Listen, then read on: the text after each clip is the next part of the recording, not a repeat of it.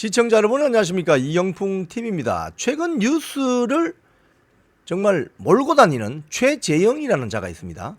본인은 목사라고 하는데 목사 호소인인 것 같습니다. 목회 활동에 대한 어떤 그런 뚜렷한 그런 어떤 흔적들은 보이지 않고, 지금 우리나라 정치계에서 김건희 여사를 함정 몰카를 했고, 또 청문회에 나와서도 이런저런 발언을 하면서 굉장히 파문을 불러일으키고 있는 문제의 인물인데, 이 최재형이 과연 누군가? 여기에 대해 스카이 데일리가 오늘 보도를 했는데, 최재형은 북한 공작원인 게 확실하다. 즉 북한 간첩이란 이야기죠. 이런 어떤 증언들을 공안 전문가들의 어떤 설명 등을 통해서 오늘 기사를 냈습니다. 그 언론 보도를 한번 보고 제가 또 짤막하게 논평을 해드리겠습니다. 기사 제목이 이렇습니다. 공안 전문가들 이구동성, 최재형은 북한의 문화공작원이다. 이유가 뭐냐? 여기 보면 첫 번째, 민경우 시민단체 길 대표의 진술이 나옵니다. 민경우 대표는 자기가 보기에 최재형은 간첩이다 이렇게 단정을 했군요. 왜냐하면 불과 그 5년에서 6년 만에 대한민국에 있는 주사파의 핵심 조직 4곳을 다 접촉하고 최재형이 네트워크를 만드는 걸 보면 이건 누군가 신분 보증을 해주지 않으면 우리 대한민국 내에 어떤 지하 조직이라고 할 수 있는 그런 주사파 조직과 접촉할 수가 없다. 불가능한 일이다. 그리고 지금 미국 시민권자이기 때문에 2012년부터 18년까지 총 5차례 북한을 방문한 것으로 알려져 있는데, 거기 가서 북한 대남공작 부서의 최고위급인 맹경일이라는 통일전선부 부부장을 만나서 나란히 찍은 사진을 공개한 것은 최재형의 뒷배가 누구냐 이걸 보여주려는 의도라는 거죠. 즉 우리나라에 있는 종북주사파 조직에 공개적으로 나는 맹경이라고 사진 찍는 사람이다 이걸 보여준 거라는 거예요. 자, 그래서 이 사람은 최재형은 북한 공작원 즉 간첩이 거의 확실하다 이렇게 주장을 하는데, 이 민경우 시민단체 길 대표는 지금 우파 활동가로 열심히 활동하고 있습니다. 하지만 이전에 이적단체인, 그러니까 1995년부터 2005년까지 한 10년 정도 이적단체인 범민련 남측본부 사무처장을 지냈습니다. 그래서 주체사상파 NL계를 훤히 알고 있는 인물이죠. 그래서 이 민경우 씨의 발언에 무게가 실리는 겁니다. 민경우 대표가 말하는 주사파, 이 남한의 우리나라의 주사파의 핵심 조직은 4곳인데 그 4곳이 민족통신, 통일뉴스, 427 시대연구원, 그리고 통일TV 이 4군데입니다. 대부분 다 선전 매체죠. 선전 매체를 통해서 대한민국 국민을 혼란스럽게 하는 그런 매체인데, 이 최재형이 이 4곳의 주사파 인물들과 접촉을 하면서 활동을 활발하게 했다는 거예요.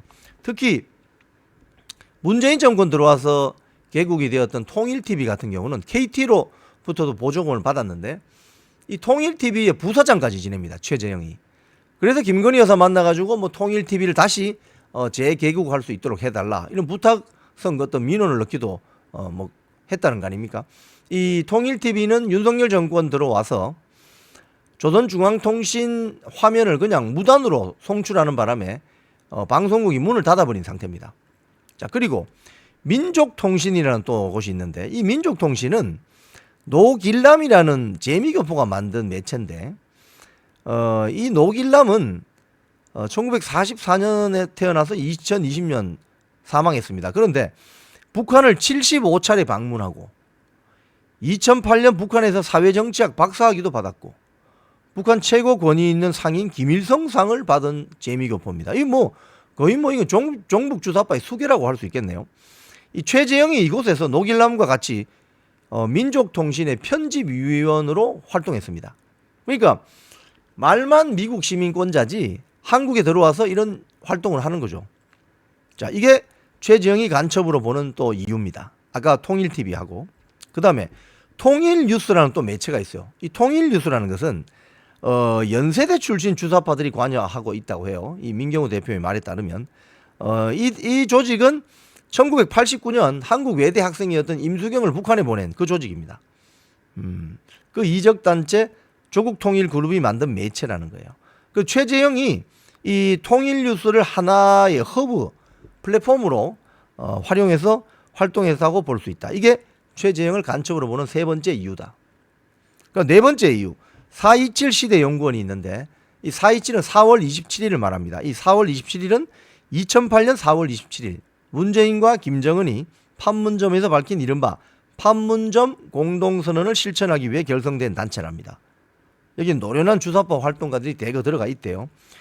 여기에서 최재형이 이 단체가 발간한 북한 바로 알기 백문백답 공동 저자로 알려져 있대요. 그래서 여기에서 한국에 와서 전향을 거부한 1심의 간첩 사건 있잖아요. 1심의 잔당들과 접촉했다는 것이 포인트다. 아주 그 민경호 대표가 상세하게 알고 있어요. 이런 것들 보면.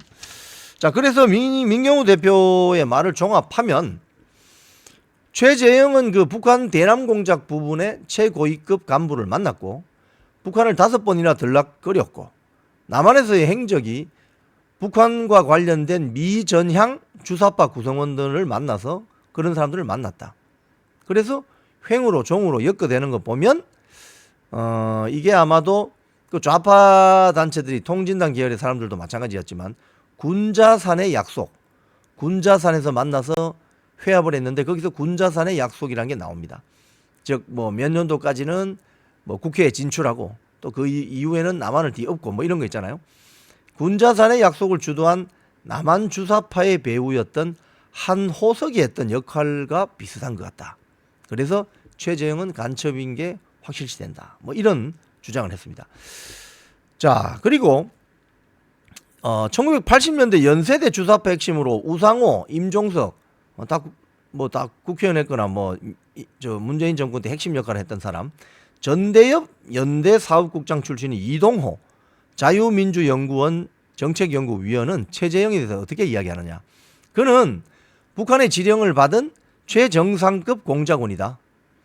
현재 윤 대통령에 대한 탄핵 공작을 진두지휘하고 있다.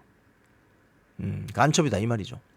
또 공안 전문가인 그 유동열 자유민주연구원장도 스카이데일리하고 통화해서 이렇게 이야기했다고 합니다. 최재형의 과거 행적을 보면 북한의 문화공작원이 분명하다. 스카이데일리가 지금 최재형에 대해서 연속 보도를 하고 있습니다. 그래서 이 최재형에 대해서 지금 전직 국가정보국정원 관계자도 만나고 또 이 최재형의 그 신학대 이 학력이 사실인가 이것도 지금 계속 취재를 하고 있다는 거예요. 그래서 이 보도를 보면 최재형은 거의 간첩이다. 이렇게 스카이데일리는 결론을 내고 있습니다. 이런 자가 지금 윤석열 대통령과